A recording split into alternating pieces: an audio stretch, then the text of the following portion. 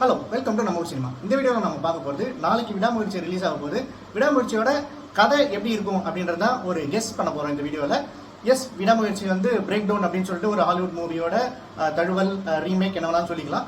But இருந்தாலுமே வந்து அது என்ன அளவுக்கு இண்டியனைஸ்ட் பண்ணியிருக்காங்க அப்படின்றத இந்த வீடியோவில் பார்க்க போகிறோம். வாங்க வீடியோ பார்த்து தெரிஞ்சுக்கலாம். ஸோ ஃபர்ஸ்ட் பிரேக் டவுனோட கதையை பார்த்துக்கலாம். பிரேக் டவுனோட கதை என்னன்னா வந்து ஒரு ஹஸ்பண்ட் அண்ட் ஒய்ஃப் ஒரு லாங் டிராவல் பண்ணுறாங்க, ரோட் ட்ரிப் பண்ணுறாங்க. அதில் ஒரு இடத்துல வந்து அவங்களோட கார் வந்து பிரேக் டவுன் ஆகிடுது. அங்கே வந்து ட்ரக் டிரைவர் கிட்ட வந்து ஒரு ஹெல்ப் கேட்குறாங்க. அவர் கூட வந்து ஹீரோயின் அனுப்பிச்சு விடுறாரு ஹீரோ. அந்த ஹீரோயின் வந்து காணாமல் போயிடுறாங்க. அது எப்படி ஹீரோ திருப்பி கண்டுபிடிச்சாரு அப்படின்றது தான் வந்து பிரேக் டவுன் படத்தோட கதை. எஸ், இதே தான் வந்து நம்ம விடாமுயற்சியோட கதையாகவும் இருக்க போது. ஆனால் அதை என்ன அளவுக்கு இண்டியனைஸ் பண்ணியிருக்காங்கன்னா, முன்னாடி ஒரு ஃப்ளாஷ்பேக் சீக்வன்ஸ் மாதிரி வச்சிருக்காங்க. ஃபார் எக்ஸாம்பிள், மகிழ் திருமேனியா வந்து ஒரு இன்டர்வியூவில் சொல்லியிருப்பாரு, இதில் வந்து 4 காலகட்டங்கள் இருக்கு அப்படின்னு சொல்லிட்டு. 12 இயர்ஸ் முன்னாடி, 9 இயர்ஸ் முன்னாடி, 6 இயர்ஸ் முன்னாடி, கடந்த காலகட்டம் அப்படின்னு சொல்லிட்டு 4 வருஷம் இருக்குன்னு சொல்லியிருக்காரு. ஸோ இதில் வந்து இப்போ இருக்கிற, அதாவது இப்போ தற்சமயம் நடக்கிற அந்த ஒய்ஃப் காணாம போகிற விஷயங்கள் தான் வந்து மோஸ்ட் ஆஃப் த இடத்துல நடக்க போகுது. அந்த 12 வருஷம், 9 வருஷம், 6 வருஷத்துல என்ன நடக்கும் அப்படின்றதான் இப்போ அதில் பார்க்க போகிறோம். ஸோ 12 வருஷத்துக்கு முன்னாடி அவங்களுக்கு கல்யாணம் ஆன டைம், அதாவது அந்த சவரிகா சாங்லாம் வரும்ல, அஜித் வந்து க்ளீன் ஷேப்ல பிளாக் ஹேர்ல இருக்கிறது, அந்த மாதிரி விஷயங்கள் நடக்கும். ஸோ அந்த சாங்லேயே நம்ம நோட் பண்ணி பார்த்தோம்னா வந்துட்டு ஒய்ஃபை நல்லா பார்த்துக்கோ, சாரி கீரி கேட்டுக்கோ, சண்டை போட்டுக்கோ அப்படின்ற மாதிரிலாம் சின்ன சின்னதாக வந்து ஒய்ஃபை எந்த அளவுக்கு பார்த்துக்கணும் அப்படின்ற மாதிரியான சீன்ஸ்லாம், லிரிக்ஸ்லாம் வந்திருக்கும்.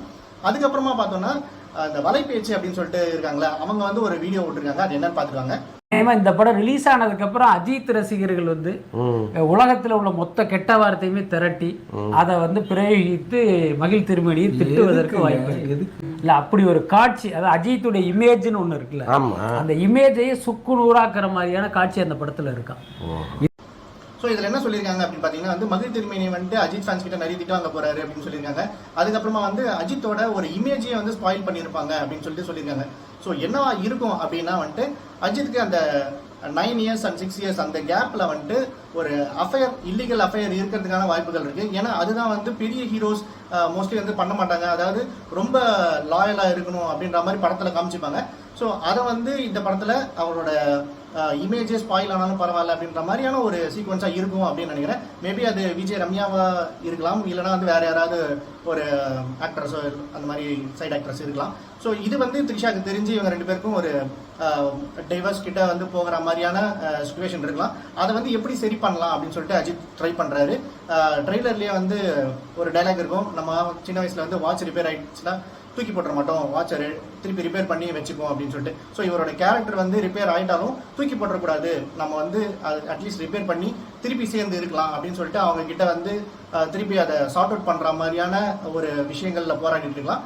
இந்த நேரத்தில் சரி ஓகே, நம்ம வந்து ஒரு ரோட் ட்ரிப் போகலாம், பழையசெல்லாம் மறந்துட்டு ஒரு ஃப்ரெஷ் லைஃப் ஸ்டார்ட் பண்ணலாம் அப்படின்ற மாதிரியான அந்த ரோட் ட்ரிப்பாக கூட இருக்கலாம் இது. ஸோ இது வந்து ஒரு இண்டியனைஸ் பண்ணுறதுக்காக ஒரு பேக் ஸ்டோரியாக வச்சிருக்கலாம். ஸோ இப்போ வந்து போகிறப்போ பார்த்தோம்னா, ஸோ த்ரிஷா வந்து இன்னைக்கு விட்ட ப்ரோமோல வந்து ஒரு டைலாக் சொல்லியிருக்காங்க, இதையும் நோட் பண்ணிக்கோங்க.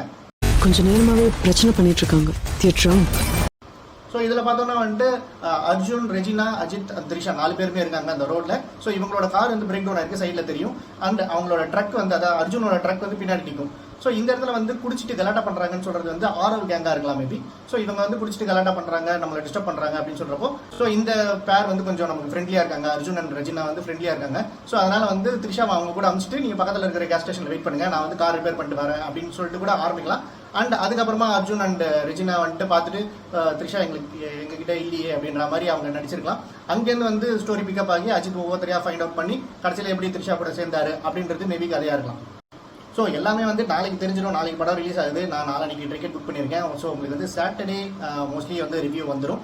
ஸோ இதுலேருந்து எந்த அளவுக்கு வந்துட்டு நான் சொன்ன கதையிலேருந்து படத்தில் வந்து எடுத்திருக்காங்க அப்படின்றது தான் பார்க்கலாம். ஸோ சாட்டர்டே நான் ரிவ்யூ போடுவேன், அதில் வந்து இதை பற்றியும் நான் பைட்ஸ் பேசுகிறேன். ஸோ இந்த வீடியோ உங்களுக்கு பிடிச்சிருந்தா லைக் பண்ணுங்கள், ரொம்ப பிடிச்சிருந்தா உங்கள் ஃப்ரெண்ட்ஸ் ஷேர் பண்ணுங்கள். இன்னும் நம்ம ஊர் சினிமா சேனல் சப்ஸ்கிரைப் பண்ணுங்கள், அப்படியே பக்கத்தில் பெல் ஐகான் ப்ரெஸ் பண்ணுங்கள். தேங்க்யூ.